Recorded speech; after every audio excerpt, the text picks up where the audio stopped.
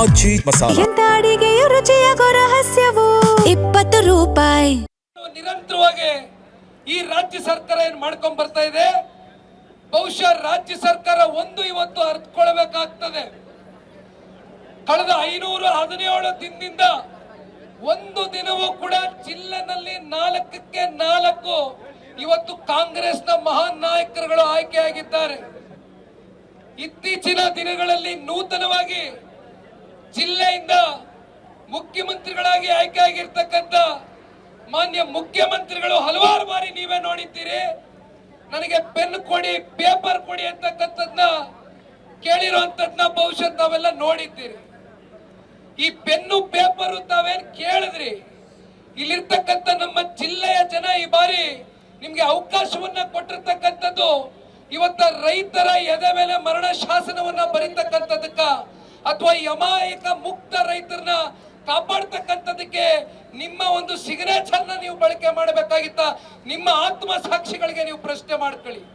ಇವತ್ತು ನಾವು ಇಲ್ಲಿಯವರೆಗೂ ಬಂದು ಅಥವಾ ಫ್ರೀಡಂ ಪಾರ್ಕ್ಗೆ ಹೋಗಿ ಈ ಒಂದು ಪಾದಯಾತ್ರೆಯನ್ನ ಹಮ್ಮಿಕೊಂಡಿದ್ದೇವೆ ಅಂತಕ್ಕಂಥದ್ದಾದ್ರೆ ಅದಕ್ಕೆ ಮುಖ್ಯವಾದ ಕಾರಣಕರ್ತರು ಜಿಲ್ಲೆನಲ್ಲಿ ಆಯ್ಕೆಯಾಗಿರ್ತಕ್ಕಂಥ ಶಾಸಕರು.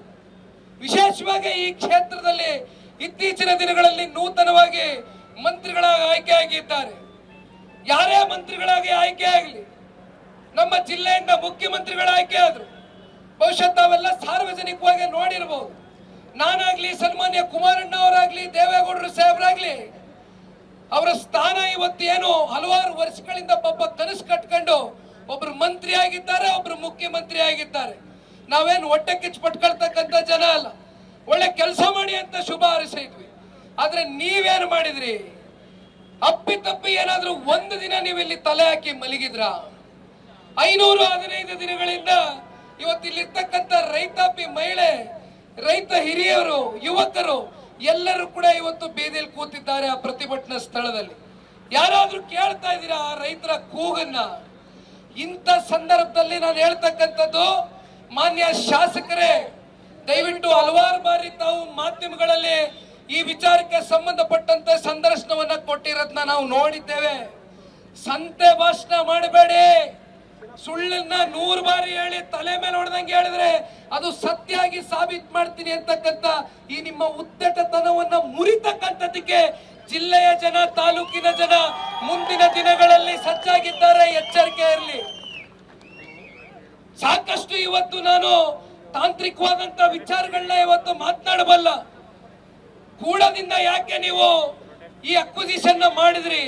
1987ರ ಕೂಡ ಆಕ್ಟ್ ಅಲ್ಲಿ ಯಾಕೆ ಅಕ್ವಿಸಿಷನ್ ಮಾಡಿದ್ರಿ ಅಂದ್ರೆ, ಕೂಡ ಆಕ್ಟ್ ಅಂದ್ರೆ ಏನು ಅಂತ ನನಗೆ ಗೊತ್ತಿಲ್ಲ, ತಿಳ್ಕೊಬಂದು ಮಾತಾಡ್ತೀನಿ ಅಂತಾರೆ. ನಿಖಿಲ್ ಬರ್ಲಿ ನಾ ಮಾತಾಡ್ತೀನಿ ಸಂದರ್ಶನದಲ್ಲಿ ಅಂತಾರೆ. ದಯವಿಟ್ಟು ಕೂಡ ಆಕ್ಟ್ ಅಲ್ಲಿ ಯಾಕೆ ಮಾಡಿದ್ರಿ? ಕೂಡ ಅಂದ್ರೆ ಏನು? ಯಾಕೆ 2013ರ LARR ಆಕ್ಟ್ ಅಂದಿನ ಡಾಕ್ಟರ್ ಮನಮೋಹನ್ ಸಿಂಗ್ ಜೀರವರು ನಿಮ್ಮ ಕಾಲಘಟ್ಟದಲ್ಲೇ ನಿಮ್ಮ ಸರ್ಕಾರ ಇದ್ದಂತ ಸಂದರ್ಭದಲ್ಲಿ ತಗೊಂಡ್ಬಂದಂತ ಆ ಒಂದು ಅಕ್ವಿಸಿಷನ್ ಆಕ್ಟ್ ಅನ್ನ ನೀವು ಯಾಕೆ ಇದ್ರಲ್ಲಿ ಬಳಸಲಿಲ್ಲ? ಸೋಷಿಯಲ್ ಇಂಪ್ಯಾಕ್ಟ್ ಅಸೆಸ್ಮೆಂಟ್ ಸರ್ವೆನ ಗಾಳಿಗೆ ತೂರ್ತೀರಿ, ಎನ್ವಿರಾನ್ಮೆಂಟಲ್ ಇಂಪ್ಯಾಕ್ಟ್ ಅಸೆಸ್ಮೆಂಟ್ ಸರ್ವೆನ ಗಾಳಿಗೆ ತೂರ್ತೀರಿ, ಎಲ್ಲವನ್ನ ಗಾಳಿಗೆ ತೂರಿದ್ದೀರಿ. ಇವೆಲ್ಲ ದಾಖಲಾತಿಗಳನ್ನ ನಾವು ಎಲ್ಲಿ ಮುಂದಿಡಬೇಕು ಅಲ್ಲಿ ಇಡ್ತೀರಿ. ನಾವು ಹಿಂದೆಯೂ ಕೂಡ ನಮ್ಮ ರೈತಾಪಿ ಮಹಿಳೆಯರಿಗೆ, ನಮ್ಮ ತಾಯಂದ್ರಿಗೆ, ನಮ್ಮ ಅಕ್ಕಂದಿರಿಗೆ, ನಮ್ಮ ತಂಗಿದಿರಿಗೆ, ಭವಿಷ್ಯದ ನಮ್ಮ ಪೀಳಿಗೆಗಳಿಗೆ ಒಂದು ಮಾತನ್ನ ಕೊಟ್ಟಿದ್ದೆ. ಬೈರಮಂಗಲ ಭಾಗದಲ್ಲಿ ಸುಮಾರು 11 ಕಿಲೋಮೀಟರ್ ಪಾದಯಾತ್ರೆಯನ್ನ ಮಾಡಿದಾಗ ಹೊಸೂರು ಗ್ರಾಮದ ಕೊನೆಯ ಗ್ರಾಮದಲ್ಲಿ ಹೇಳಿದ್ದೆ, ದೇವೇಗೌಡರ ಕುಟುಂಬ ಸನ್ಮಾನ್ಯ ಕುಮಾರಣ್ಣ ಅವರ ಹಾದಿಯಾಗಿ ದೇವೇಗೌಡರ ಸಾಹೇಬರ ಒಂದು ಮಾರ್ಗದರ್ಶನದಲ್ಲಿ ನೀವೆಲ್ಲರೂ ಕೂಡ ಗಟ್ಟಿ ನಿಲುವಿಂದ ಒಟ್ಟಾಗಿ ಒಗ್ಗಟ್ಟಾಗಿ ನಿಲ್ಲಿ. ಕಾನೂನಿನ ಹೋರಾಟ, ಕಾನೂನಿನ ಮೂಲಕ ಇವತ್ತು ನಿಮಗೆ ಜಯ ಸಿಗ್ತಕ್ಕಂಥ ದಿನ ಬಹಳ ದೂರ ಇಲ್ಲ ಅಂತಕ್ಕಂಥದ್ದು ಹೇಳಿದ್ದೆ. ತಾವೆಲ್ಲರೂ ಕೂಡ ಇವತ್ತು ಕಾನೂನಿನ ಹೋರಾಟಕ್ಕೆ ಮುಂದಾಗಿದ್ದೀರಿ. ಕಾನೂನಿನ ಹೋರಾಟದಲ್ಲಿ 100ಕ್ಕೆ 100 ಆ ತಾಯಿ ಚಾಮುಂಡೇಶ್ವರಿ ರೈತರಿಗೆ ಜಯ ತಂದು ಕೊಡ್ತಾಳೆ ನಮ್ಮ ತಾಯಿ ಅಂತಕ್ಕಂಥ ಅಚಲವಾದಂತ ಒಂದು ನಂಬಿಕೆ, ವಿಶ್ವಾಸ ನಾನು ಇಟ್ಕೊಂಡಿದ್ದೇನೆ. ಇವತ್ತು ಬಹಳ ಜನ ಪೊಲೀಸರು ಎಲ್ಲೂ ಬಂದು ನಿಂತಿದ್ದಾರೆ. ಬಹುಶಃ ತಾವೆಲ್ಲರೂ ಕೂಡ ಇವತ್ತು ರೈತರ ಮಕ್ಕಳೇ. ಇವತ್ತು ನಿಮ್ಮಲ್ಲೇ ಯಾರಾದ್ರೂ ನಿಮ್ಮ ತಂದೆ ತಾಯಿದು, ನಿಮ್ಮ ಅಜ್ಜ ಮುತ್ತಜ್ಜ, ನಿಮ್ಮ ಅಜ್ಜಿದು ಯಾರ್ದಾದ್ರೂ ಇವತ್ತು ಜಾಗ ಈ ರೀತಿ ಬಲವಂತವಾಗಿ ವಶಪಡಿಸ್ಕೊಳ್ತಕ್ಕಂತ ಒಂದು ಪ್ರಯತ್ನ ರಾಜ್ಯ ಸರ್ಕಾರ ಮಾಡಬೇಕಾದ್ರೆ ನಿಮ್ಮ ಮನಸ್ಸಲ್ಲೂ ಕೂಡ ಕಿರಿಕಿರಿ ಇದೆ, ನಿಮಗೂ ಕೂಡ ಸಮಾಧಾನ ಇಲ್ಲ ನಮ್ಮನ್ನು ತಡೆಯೋದಕ್ಕೆ. ಆದ್ರೂ ಒತ್ತಾಯ ಪೂರ್ವಕವಾಗಿ ಇವತ್ತು ನಿಮ್ಮ ಮೇಲೆ ಸರ್ಕಾರ ಆದೇಶ ಹೊರಡಿಸಿದ್ದಾರೆ. ನಿಮ್ಮ ಅಂತಿಮವಾಗಿ ಸರ್ಕಾರಕ್ಕೆ ತಲೆಬಾಗಬೇಕಾಗಿರ್ತಕ್ಕಂಥ ಸಂದಿಗ್ಧ ಪರಿಸ್ಥಿತಿಯಲ್ಲಿ ಒಳಗಾಗಿದ್ದೀರಿ. ನಾನು ನಿಮ್ ಯಾರನ್ನು ಕೂಡ ದೂಷಣೆ ಮಾಡೋದಿಲ್ಲ.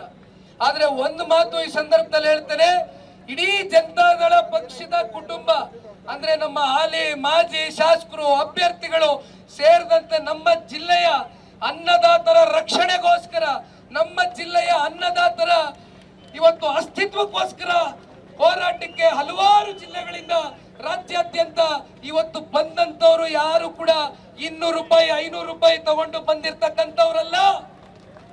ಎಲ್ಲರೂ ಕೂಡ ರೈತರ ಮಕ್ಕಳು. ರೈತರಿಗೆ ಅನ್ಯಾಯ ಆಗ್ತಾ ಇದೆ, ನಮ್ಮ ಪಕ್ಕದ ಜಿಲ್ಲೆಯ ರೈತರಿಗೆ ಅನ್ಯಾಯ ಆಗ್ತಾ ಇದೆ. ನಮ್ಮ ರಾಜ್ಯದಲ್ಲಿ ವಿಜಯಪುರ ಜಿಲ್ಲೆಗೆ, ಬಾಗಲಕೋಟೆ ಜಿಲ್ಲೆಗೆ ಬರ ಪರಿಹಾರ ವೀಕ್ಷಣೆ ಮಾಡ್ತಕ್ಕಂಥದಕ್ಕೆ ಒಂದು ತಂಡ ರೂಪಿಸಿ ನಮ್ನೆಲ್ಲರನ್ನು ಕಳಿಸ್ಕೊಟ್ಟಿದ್ರು. ವಿಜಯಪುರದಲ್ಲಿ ಹೋದ್ರು, ಬಾಗಲಕೋಟೆಯಲ್ಲಿ ಹೋದ್ರು, ಹುಬ್ಳಿ ಧಾರವಾಡಕ್ಕೆ ಹೋದ್ರು. ಬಿಡದಿ ರೈತರನ್ನ ಉಳಿಸಿ ಸರ್, ಅವ್ರ ಕಷ್ಟ ನೋಡಕ್ ಆಗ್ತಾ ಇಲ್ಲ ರೇ ನಿಖಿಲ್ ಅವ್ರೆ ಅಂತ ಅಲ್ಲಿರ್ತಕ್ಕಂಥ ರೈತರ ಕೂಗು ಇವತ್ತು ಇಲ್ಲಿರ್ತಕ್ಕಂಥ 26 ಹಳ್ಳಿಯ ರೈತರ ಆತ್ಮವಿಶ್ವಾಸದ ಬಲವನ್ನ ಇವತ್ತು ಹೆಚ್ಚಿಸ್ತಾ ಇದೆ. ಈ ಸಂದರ್ಭದಲ್ಲಿ ನಾನು ಒಂದು ಮಾತನ್ನ ಕೊಡ್ಲಿಕ್ಕೆ ಇಚ್ಛೆ ಪಡ್ತೇನೆ. ಇವತ್ತು ಎಲ್ಲರೂ ಕೂಡ ನಮ್ಮ ಶಾಸಕ ಮಿತ್ರರು ಅತ್ಯಂತ ಗಟ್ಟಿ ಧ್ವನಿಯಿಂದ, ಸ್ಪಷ್ಟ ನಿರ್ಧಾರದಿಂದ ಇವತ್ತು ನಿಮ್ಮ ಮುಂದೆ ಬಂದು ನಿಂತಿದ್ದೇವೆ. ಮೊದಲನೇ ದಿನ ಕೇಂದ್ರದ ಸಚಿವರು ಸನ್ಮಾನ್ಯ ಕುಮಾರಣ್ಣ ಅವರು ಬಂದಿದ್ರು. ಅವರು ಏನು ಸತ್ಯ ಶೋಧನಾ ವರದಿಯ ಬಗ್ಗೆ ನನ್ನ ಸಂಪೂರ್ಣವಾದಂತ ದಾಖಲಾತಿಗಳು, ಸುಮಾರು 300-400 ಪುಟಗಳ ದಾಖಲಾತಿಗಳ ಬಗ್ಗೆ ಇಟ್ಕೊಂಡು ನಿಮ್ಮ ಮುಂದೆ ಪ್ರಸ್ತಾವನೆಯನ್ನ ಮಾಡಿದ್ದಾರೆ. ಯಾವ 2006ರಲ್ಲಿ ಕುಮಾರಸ್ವಾಮಿ ಅವ್ರ ಕೂಸು ಅಂತ ಇವತ್ತಿಗೂ ಕೂಡ ಅಪಪ್ರಚಾರ ಮಾಡ್ತಾ ಇದ್ದಾರೆ. ಅವತ್ತು ಈ ಒಂದು ಪ್ರಾಜೆಕ್ಟ್ ಆಗಬಾರ್ದು, ಇಂಟಿಗ್ರೇಟೆಡ್ ಟೌನ್ಶಿಪ್ ಆಗಬಾರ್ದು ಅಂತಕ್ಕಂತ ಒಂದು ವರದಿಯಲ್ಲಿ ತಾವು ಏನೇನು ಉಲ್ಲೇಖಿಸಿದ್ದೀರಿ, ಏನೇನು ಬರೆದಿದ್ದೀರಿ ಅಂತಕ್ಕಂಥದ್ದು ನಿಮ್ಗೆ ನೀವು ಆತ್ಮಾವಲೋಕನ ಮಾಡ್ಕೊಳ್ಳಿ. ದಯವಿಟ್ಟು ಯಾವುದು ಕೂಡ ನೀವು ಮರೆಸಲಿಕ್ಕೆ ಸಾಧ್ಯ ಇಲ್ಲ, ತಿರ್ಸ್ಲಿಕ್ಕೆ ಸಾಧ್ಯ ಇಲ್ಲ. ಎಲ್ಲವೂ ಕೂಡ ದಾಖಲೆಗಳಲ್ಲಿದೆ. ಪಾಪ ಬರ್ತಾರೆ ಇಲ್ಲಿರ್ತಕ್ಕಂಥ ಮಂತ್ರಿಗಳು ಮಾತಾಡ್ತಿದ್ರೆ ಜಾಗತಿಕ ಟೆಂಡರ್ ಕರೆದ್ಬಿಟ್ರು. ರೇ ಸ್ವಾಮಿ, ಜಾಗತಿಕ ಟೆಂಡರ್ ಕರೆದಾಗ ಸನ್ಮಾನ್ಯ ಕುಮಾರಣ್ಣ ಅವರ ನಮ್ಮ ಮಿತ್ರ ಪಕ್ಷ, ಅಂದಿನ ಮಿತ್ರ ಪಕ್ಷ, ಇಂದಿಗೂ ಮಿತ್ರ ಪಕ್ಷ ಆಗಿರ್ತಕ್ಕಂಥ ಭಾರತೀಯ ಜನತಾ ಪಾರ್ಟಿಯ ಸಮ್ಮಿಶ್ರ ಸರ್ಕಾರ ಕೆಡವಿದ್ರು, ಬಿದ್ದಿತ್ತು. ಜಾಗತಿಕ ಟೆಂಡರ್ನ ಕಾಲ್ ಮಾಡಿದಾಗ ರಾಷ್ಟ್ರಪತಿಗಳ ಆಡಳಿತ ಇತ್ತು. ಅದನ್ನ ಅಂಕಿ ಅಂಶ ಡೇಟ್ಗಳ ಸಮೇತವಾಗಿ ನಾವು ಹೇಳ್ತೇವೆ.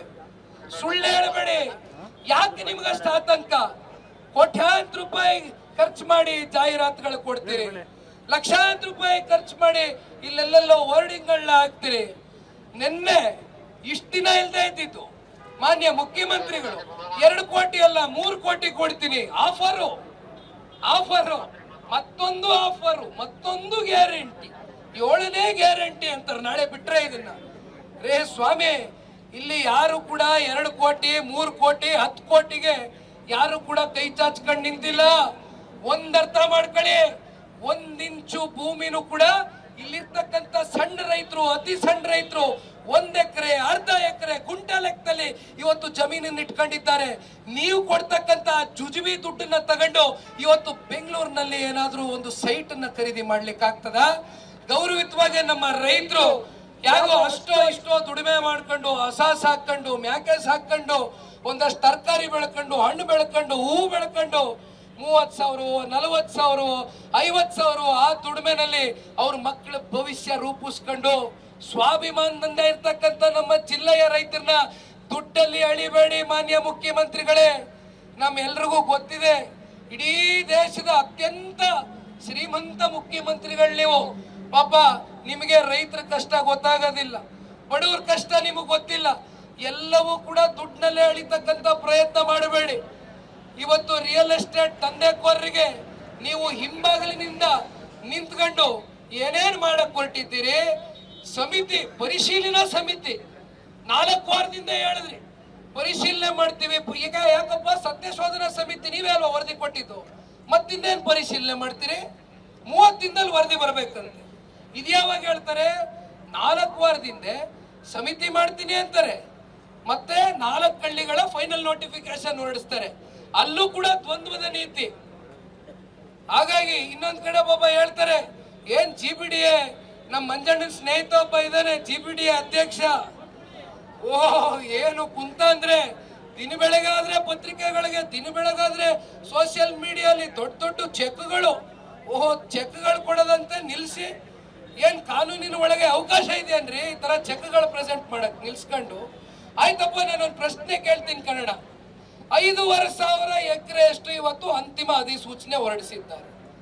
5,500ಕ್ಕೆ 2 ಕೋಟಿ ಬೇಡ, 3 ಕೋಟಿ ಬೇಡ, 2 ಕೋಟಿ ಅವರೇ ನಿಗದಿಪಡಿಸಿರ್ತಕ್ಕಂಥ ಹಳೆಯ ಮೊತ್ತ ಏನಿದೆ 11,000 ಕೋಟಿ ಹೊಸದಾಗಿ ಪ್ರಾಧಿಕಾರ ಮಾಡಿರ್ತಕ್ಕಂಥದ್ದು. GBDA ನಲ್ಲಿ, ನಿಮ್ಮ ಡೆವಲಪ್ಮೆಂಟ್ ಅಥಾರಿಟಿನಲ್ಲಿ ಎಷ್ಟಪ್ಪ ದುಡ್ಡಿದೆ ನಿಮ್ಮ ಖಾತೆನಲ್ಲಿ? ತೋರಿಸ್ರಪ್ಪ, ಸ್ವಲ್ಪ ಬಹಿರಂಗ ಪಡಿಸ್ರಪ್ಪ, ಓಡಿಸ್ರಪ್ಪ ಇದ್ರ ಶ್ವೇತ ಪತ್ರನ. ಎಷ್ಟು ಜನ ಇಸ್ಕೊಂಡಿದ್ದಾರೆ ಸ್ವಾಮಿ ಇವತ್ತು ನಿಮ್ಮ GBDA ಕಚೇರಿಗೆ ಬಂದು? ಇಲ್ಲಿರ್ತಕ್ಕಂಥವ್ರು 4,000 ರೈತ ಕುಟುಂಬಗಳು 117 ಕೋಟಿಯಷ್ಟು ಚೆಕ್ ವಿತರಣೆ ಮಾಡಿದ್ದಾರೆ ಅಂತ ಯಾವುದೋ ಮಾಧ್ಯಮದಲ್ಲಿ ನಾನು ನೋಡ್ತಾ ಇದ್ದೆ. 117 ಕೋಟಿ, 2 ಕೋಟಿ ಎಕರೆಗಂದ್ರೆ ಎಷ್ಟು ಜನಕ್ಕೆ ಚೆಕ್ ಕೊಟ್ಟವ್ರು ಸ್ವಾಮಿ? 50 ಜನಕ್ಕೆ. 4,000 ಜನದಲ್ಲಿ 50 ಜನ ಒಪ್ಕೊಂಡವ್ರೆ. ಎಷ್ಟು ಪರ್ಸೆಂಟೇಜ್ ಆಯ್ತಪ್ಪ? ಎಷ್ಟು ಪರ್ಸೆಂಟೇಜ್ ಒಪ್ಪಿಗೆ ಕೊಟ್ಟವ್ರ? ಹಂಗಾರೆ ಎಷ್ಟು ಪರ್ಸೆಂಟ್ ಆಯ್ತಣ್ಣ? 1% ಜನ. ಅದು ಎಲ್ಲ ಅವರ ಇರ್ತಾರಲ್ಲ ಸುತ್ತಮುತ್ತ. ನಾನು ಮಂಜಣ್ಣಂಗೆ ಹಂಗೂ ಕೇಳಿದೆ, ಕೊನೆ ಹೊಸೂರು ಗ್ರಾಮದಲ್ಲಿ ಪಾದಯಾತ್ರೆ ಮಾಡಬೇಕಾರೆ ಕೊನೆ ಅಂತಿಮ ಭಾಷಣ ಮಾಡಿದಾಗ, ಮಂಜಣ್ಣ ಇವೇನೋ ರೈತರ ಮಕ್ಕಳ ಕಾಣ್ತಾ ಇಲ್ವಲ್ಲ ಮಂಜಣ್ಣ ಅಂತ ಹಿಂಗೆ ಗಾಡಿಲಿ ಹೋಗ್ಬೇಕಾದ್ರೆ ಕೇಳಿದೆ. ಇಲ್ಲಣ್ಣ, ಇವು ಒಂದು 16 ಜನ ಬಿಟ್ಟವ್ರೆ ಅಲ್ಲಿ ಕಾಂಗ್ರೆಸ್ನವರು. ಹೋಗಿ ಬಂದು ನಿಮ್ ಜಮೀನ್ ಕೊಟ್ಬಿಡಿ, ನಿಮ್ಗೇನು ಸಿಗಲ್ಲ, ನಿಮ್ಗೇನೋ ದೊಡ್ಡ ಮತ ಕೊಡಿಸ್ಬಿಡ್ತೀವಿ ಅಂತ ಪ್ರತಿನಿತ್ಯ ತಲೆ ತಿನ್ನೋದಕ್ಕೆ ದಂಧೆ ಮಾಡ್ತಕ್ಕಂಥದಕ್ಕೆ ಒಂದಷ್ಟು ಜನ ನಿಲ್ಲಿಸ್ಬಿಟ್ಟವ್ರೆ ಅಂತ ಹೇಳಿದ್ರು ಮಂಜಣ್ಣ. ನೋಡಿ,